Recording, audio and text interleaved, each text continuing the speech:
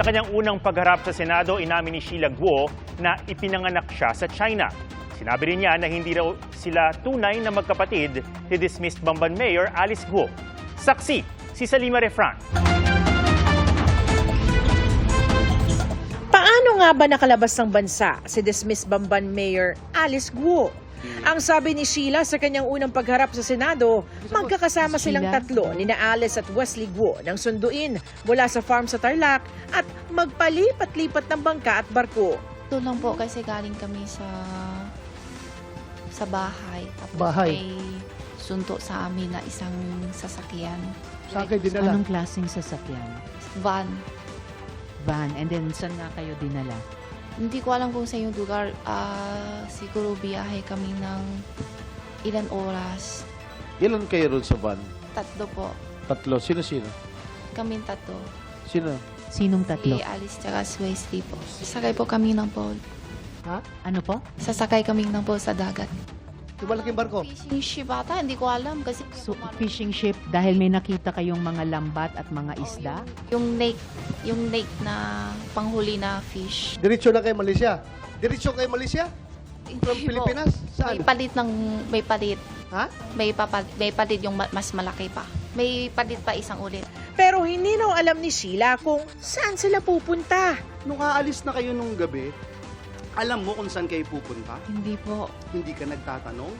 Tatanong ko, ang sabi niya sa akin, sabi niya ate, nalulungkot ako, samahan mo ako, may pupuntahan ako. Galit siya sa akin, wag daw ako tanungin, masasamahan mo lang. Walang tatak palabas ng Pilipinas ang Philippine passport ni Sheila. Kaya tingin ng mga senador at mga otoridad sa backdoor dumaan ng mga Guo. Nagkatatak na lang ang kanyang passport pagpasok sa Sabah, Malaysia noong July 18 bago lumipad pa Singapore. Sabi ni Sheila, magkakasama silang tatlo hanggang makarating sa Batam, Indonesia. Nang nagtangka siyang bumalik sa Singapore noong August 20, doon na raw siya nahuli kasama si Cassandra Leong, ang kinatawan ng ni-raid na pogo sa Porac, Pampanga na Lucky South 99. Wala sa Senate hearing si Ong na nakadetine sa kamera bunga ng nilabas na arrest order doon. Si Wesley, alam ko nauna siya sa amin sa Singapore. Si Cassandra Ong, kanina narinig ko nung tinanong ni Senator Risa, kailan nakilala mo lang siya sa Malaysia? Opo. Hindi mo siya dito nakilala sa Hindi, Pilipinas? pangalan na ang narinig ko sa Pilipinas. Okay, paano mo narinig? Kay- Anong narinig mo tungkol sa kanya? Kay Wesley po. Anong sabi ni Wesley? Mukhang girlfriend niya ata. Mukhang girlfriend? Mukhang girlfriend o girlfriend niya? Okay lang yun. Wala din naman illegal Siguro ang girlfriend. Itinatanggi ni Sheila ang koneksyon sa Pogo sa Bamban at wala rin daw siyang alam sa daloy ng pera sa mga korporasyon ng kanilang pamilya. Hindi rin daw niya alam ang koneksyon dito ni Alice at ng iba pang mga kaanak. May iba ring inamin si Sheila sa pagdinig. Hindi raw siya pinanganak sa Pilipinas at hindi raw niya tunay na kapatid si Alice. Si Guo Jiangjong, hindi niyo biological father. Hindi po yung tunay nanay. Hindi Tatay, mo tunay na Opo. tatay yun. Si Lin Wenyi, hindi mo rin tunay na nanay. Hindi po. Okay. So si Alice, hindi mo siya tunay na kapatid. Hindi po. Bakit kayo pumunta dito sa Pilipinas? Sabi kasi ni Daddy, tulungan ko raw siya na business niya. So, hindi totoo na dito kayo pinanganak? Hindi po. Ako hindi. Okay. So, sabi nyo kanina, pagdating nyo dito 2001, galing kayong China. So, Opo. sa China din kayo ipinanganak? Ako po, opo. Kayo. Inilabas si Senadora Risa Ontiveros ang Philippine passport ni Sheila at Chinese passport nito na may pangalang Zhang Mier. Anya, irregular ito dahil walang dual citizenship sa China. May NBI clearance din daw na nakapangalan kay Sheila. Pero iba ang nasa larawan. Sa gitna ng lahat ng ito, nasaan na nga ba si Alice Guo?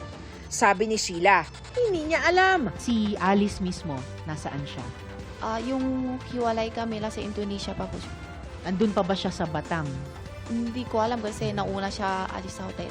Base naman sa impormasyon ng Bureau of Immigration, nasa Jakarta, Indonesia na ang na-dismiss na alkalde. Based on latest report sa akin po kagabi, si Alice Guo is in Jakarta. The request for the deportation of Alice to the Philippines is still standing and continuous po yung coordination ng Philippine immigration at saka yung Indonesian immigration. And we would like to assure the committee that we are doing our best na maibalik din siya as soon as possible. Nauna ng pinag-utos ni Pangulong Bongbong Marcos ang malalimang investigasyon para may mapanagot sa pagpuslit ni Guo. DOJ, I was just with the Secretary earlier today. Is almost finished with a very thorough investigation, and we will identify all of those who have, all of those who are involved in this, and we will act very quickly. That's not. That's what the last part of this is. How far, how deep does it go? Isa lang bang tao ang involved? O marami sila? O sindikato ito? That's what we are looking at. There are no sacred cows. Para sa GMA Integrated News, ako si Sanima Refran, ang inyong saksi.